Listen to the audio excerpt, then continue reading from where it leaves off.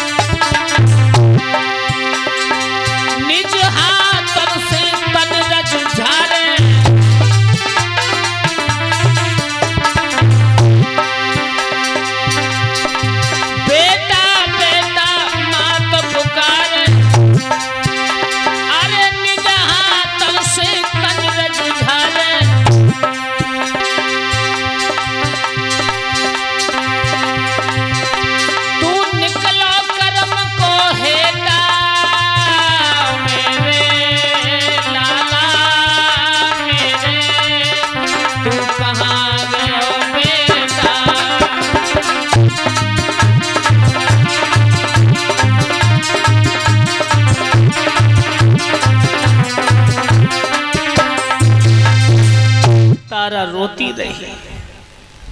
अपने पुत्र की लाश को लेकर के तारा आधी साड़ी को फाड़ा है और आधी साड़ी को फाड़ करके अपने बेटा को लपेट लिया। क्या बीतती होगी उसके दिल पर जिसके आंखों का सितारा दुनिया से चला गया। भक्तों, मनुष्य के जीवन में 4 ही सुख और 4 ही दुख हैं। पहलो सुख निरोगी काया, दूजो सुख जो घर में माया, तीजो सुख सुत आज्ञाकारी, चौथो सुख पतिव्रता नारी। वैसे तो दुख बहुत हैं, बड़े दुख हैं 4, भूमि हरण भैया मरण, पुत्र शोक और नार। वैसे दुख जीवन में आते जाते रहते हैं, लेकिन 4 दुख सबसे बड़े हैं। संपत्ति छिन जाना, पत्नी को जुदा हो जाना, पुत्र को मर जाना, भाई को मर जाना। क्यों? और जो भक्तजन इधर उधर घूम रहे हैं वो पांडाल में था, स्थान ग्रहण करें। भक्तजनों, महाराज हरिश्चंद्र पर वो 4 दुख तैयार है। राज्य छिन गया, पत्नी भी बिछड़ गई, जवानी में पुत्र भी आंखों के सामने से चला गया। भक्तों, वो इंसान जीते जी मर जाता है जिसकी आंखों के सामने जवान भाई या जवान पुत्र या जवान पत्नी स्वर्ग सुधार जाती है। क्यों? सज्जनों, महाराज हरिश्चंद्र की वो दशा है कि शरीर उनका सूख सूख करके लकड़ी हो गया। तारा अपने उस लाडले को आधी साड़ी में लपेट लिया है और आधी साड़ी खुद पहने हुए माली से कहा, भैया मेरी कुछ मदद करो। तो माली बोला, बहन आप इसी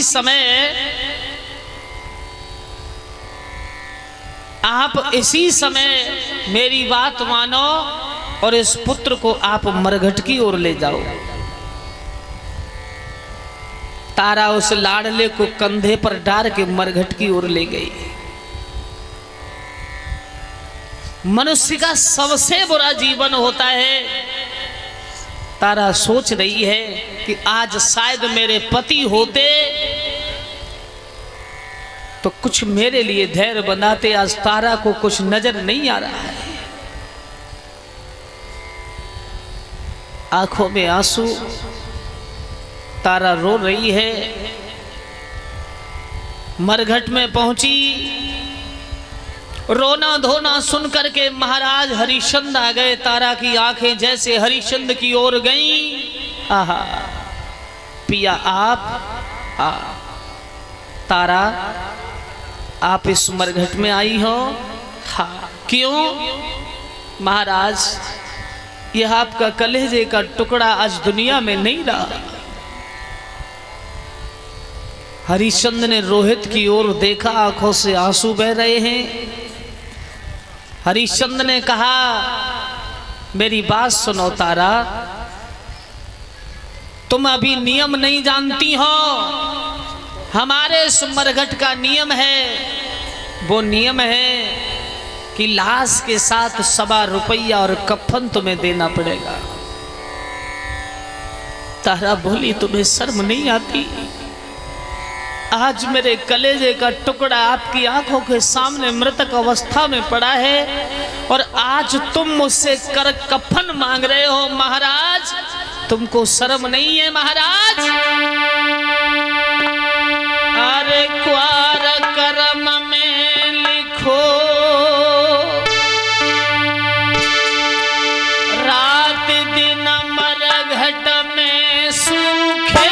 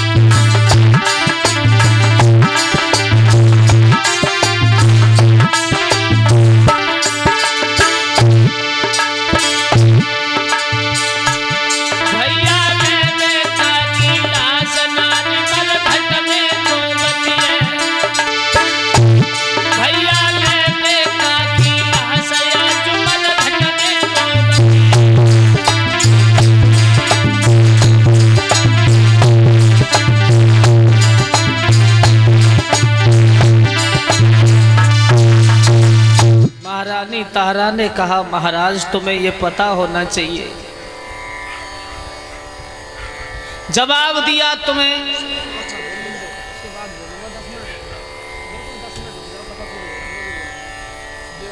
महारानी तारा समझाती रही,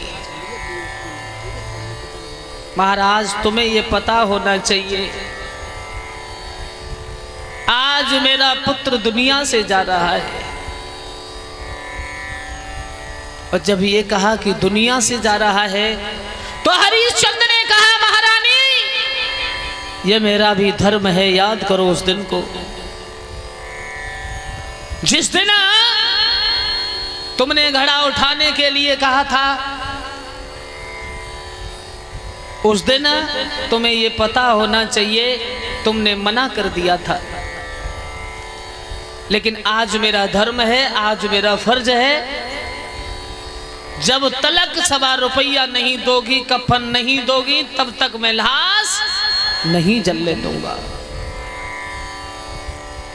भक्त जनों हरिश्चंद्र ने मना कर दिया, झपट्टा मारा, आधी साड़ी अपने पुत्र से कफन उतारा और आधी साड़ी जो बची है तारा से ₹1.25 के बदले में खींची। तारा नग्न हो गई और महाराज हरिश्चंद्र ने उस चिता में अग्नि को दान किया। मुसीबत जब आती है तो मनुष्य को निंद्रा आती है या फिर भूख लगती है। आज तारा भागी, एक गांव के बाहर मठ है, मंदिर है, उस मंदिर में तारा प्रवेश किया है और तारा ने मठ में प्रवेश किया। तारा रो रही थी, बाल बिखरे हुए हैं, रोते रोते सो गई और विश्वामित्र ने किसी के 2-3 बच्चों को उठाया, उन्हें मृतक अवस्था में तारा के ऊपर डाल दिया, ऊपर से खून छिड़क दिया। आवाज लगाई काशी के लोगों, तुम्हारी नगरी में डायन आ गई है। जो जाता है तारा के बिखरे बाल खून छिड़का हुआ देखता है, भाग जाता है। अंत में महाराज हरिश्चंद्र को हरिया ने बुलाया, हरिया ये पकड़ो। अरे गरीबी तेरे 3 नाम, पस्सी पस्सा परशुराम। कहा हरिश्चंद्र कहा जाता था, आज उन्हें लोग हरिया कहते हैं। हरिया तलवार पकड़ो, इसमें डायन ऐसे मार दो। तलवार लेके महाराज हरिश्चंद्र घुसे, एकदम उठा लिया तारा के बाल पकड़ के, तारा क्या तू मेरी डायन है? जवाब दिया हाँ मैं डायन, मुझे मार दो। मैंने अपने पुत्र को अपने हाथों से जलाया, ऐसी कौन सी संसार की माँ होगी जो अपने बच्चे को मरघट तक ले जाए? मुझे मार दो। हरिश्चंद्र ने तलवार जिस समय मारने को तैयार हुए, अरे भैया भगवान का सिंहासन हिला, भगवान नारायण ने एकदम हाथ पकड़ लिया और कहा राजा सावधान, तुम्हें पता नहीं किस पर तलवार चला रहे हो। जवाब दिया मुझे मार लेने दो प्रभु। सामने से विश्वामित्र आ गए, धन्य हो राजन, धन्य हो, धन्य हो राजन, मैं तुम्हारे धर्म से प्रसिद्ध हुआ और मैं तुम्हारा राज्य वापस करता हूं। जब ये कहा कि राज्य वापस करता हूं, तब महाराज हरिश्चंद्र बोले पुत्र मर गया तो मेरा राज्य का क्या होगा? जवाब दिया नहीं, मैंने अभी तुम्हारे पुत्र के लिए गलियों में घूमते हुए देखा। आवाज लगाओ, आप झूठ बोल रहे हो सत्यवादी होकर के। हरिश्चंद्र की आंखों में आंसू आ गए कि ओ बेटा रोहितास लाडले प्यारे, मेरो ठाड़ो टेरे बाप कुंवर याद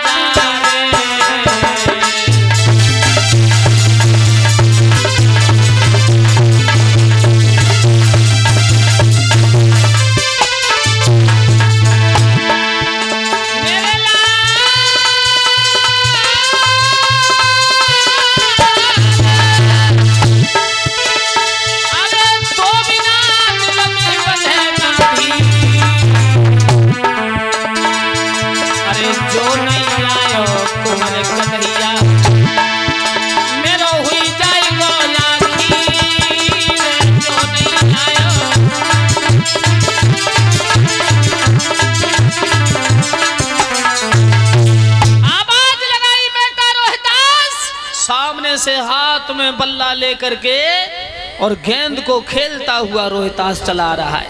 पिताजी मैं आ रहा हूं। हरिश्चंद्र ने दौड़ करके अपने लाडले को उठा लिया। पर भक्तजनों, भगवान ने कहा वरदान मांगो। तो हरिश्चंद्र ने कहा कि जब जब देही धर के इस धरती पर आऊं तब तब मुझे तारा और रोहित जैसा ही बेटा मिलेगा। और आजकल तो ये कहते हैं कि तेरी जैसी देवी काऊ को ना मिले। धन्य है वो हरिश्चंद्र, पुनः अयोध्या के राजा बन गए हैं। रोहित जीवित हुआ है।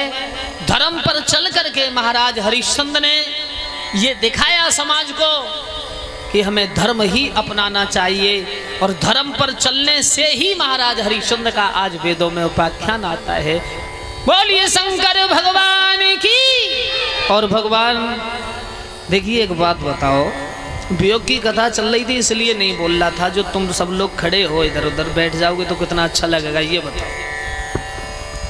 क्योंकि अगर कोई गंभीर कथा है तो